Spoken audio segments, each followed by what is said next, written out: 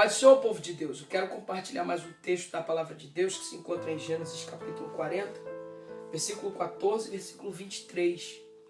Está escrito assim: Porém, lembra-te de mim quando te for bem, rogo-te que uses comigo de compaixão e que faças menção a Faraó e faz-me sair desta casa. Verso 23 diz assim: O copeiro mor, porém, não se lembrou de José, antes se esqueceu dele. José foi uma pessoa que viveu uma vida muito conturbada, muito atribulada, injustiçada. José é vendido pelos seus irmãos para o Egito. José do Egito vai para a casa de Potifar. Da casa de Potifar ele é acusado injustamente de tentativa de estupro, vai para a cadeia. E quando ele chega na cadeia, ele interpreta dois sonhos. O sonho do padeiro mor e do copeiro mor. O padeiro mor, a interpretação era que dentro de 3 dias o padeiro seria enforcado, executado. E o copeiro voltaria a servir na mesa de Faraó, seria solto da prisão. E a Bíblia fala que a interpretação foi batata, cumpriu-se. E quando o copeiro está saindo, José olha para o copeiro e diz assim: quando tu chegares na presença de Faraó, lembra-te de mim. Usa comigo de misericórdia, fala da minha história, fui injustiçado. E a Bíblia fala no versículo 23 que o copeiro mor se esqueceu de José. Aí a Bíblia fala aqui, no capítulo 41, versículo 1, e passando-se 2 anos inteiros, Faraó sonhou um sonho. Faraó teve um sonho. Aí então, o copeiro se lembrou de José. Tem horas que Deus vai permitir, porque tudo faz parte de um plano de Deus, as pessoas se esquecerem da gente. A Bíblia fala que José ficou no esquecimento do copeiro 2 anos inteiros. Ele não se lembrou. Só se lembrou porque Faraó sonhou um sonho. Deus vai fazer Faraó sonhar para realizar teu sonho. Creia nessa palavra. Independente das coisas estarem bem na tua vida ou mal, você sempre tem que ter consciência de uma coisa: que Deus ele não perde o controle da situação. Isso é tão tremendo que quando a gente está no meio do vale da luta, a gente não entende isso. Mas depois que tudo passa, o nosso entendimento se abre e a gente se esclarece. Quando José, lá no final da história dele, vai se revelar para os seus irmãos, ele diz assim para os seus irmãos: não foram vocês quem me mandaram para o Egito, foi o próprio Deus. Hoje eu entendo. Por quê?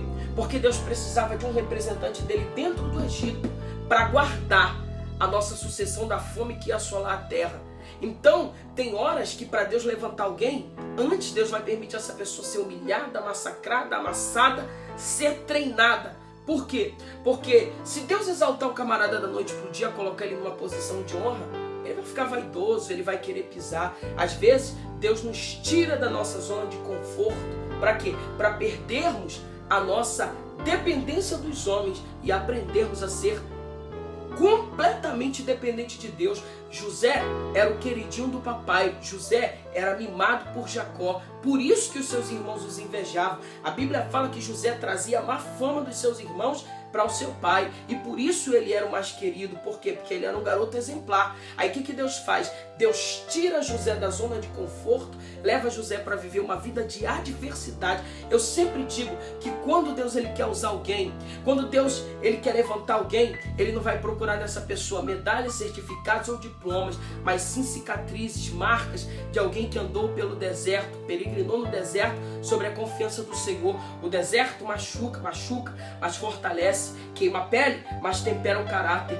Todas as vezes que Deus for te examinar, ele não vai procurar medalhas, certificados ou diplomas, mas marcas de alguém que passou pelo vale, pelo deserto e se manteve fiel. O segredo de tudo é você se manter fiel. A adversidade pode vir, as lutas podem vir, a tribulação pode vir, as circunstâncias podem ser adversas e talvez até a tua esperança pode se perder. Mas uma coisa é certa: a palavra de Deus ela não falha.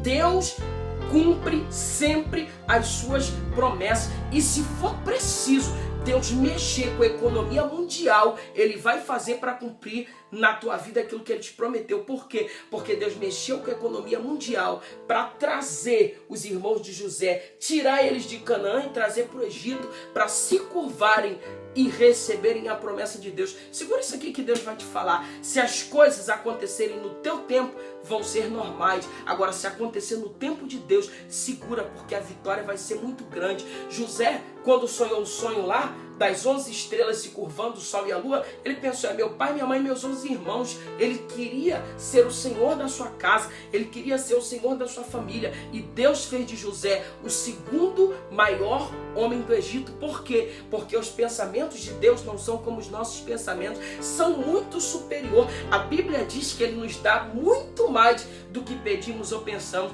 Quem não se lembra de Ana, lá revoltada lá com Penina atribulando ela só queria um filho, e Deus deu para Ana o maior profeta da história de Israel na sua época. Deus não deu para Ana só um filho, Deus deu para Ana o maior profeta da história de Israel. Te pergunto, qual era o nome dos filhos de Penina? A Bíblia não fala, mas quem era o filho de Ana? Samuel. Ei, se as coisas acontecerem no teu tempo, serão só mais uns filhos que vão ser gerados. Agora, se acontecer no tempo de Deus, é Samuel que Deus tem para a tua vida. Se acontecer no tempo de Deus, é o governo do Egito.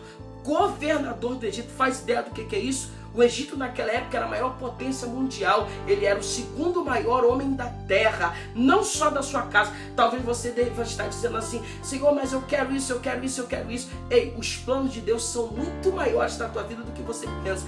Guarda essa palavra e Deus vai te fazer grande em nome de Jesus.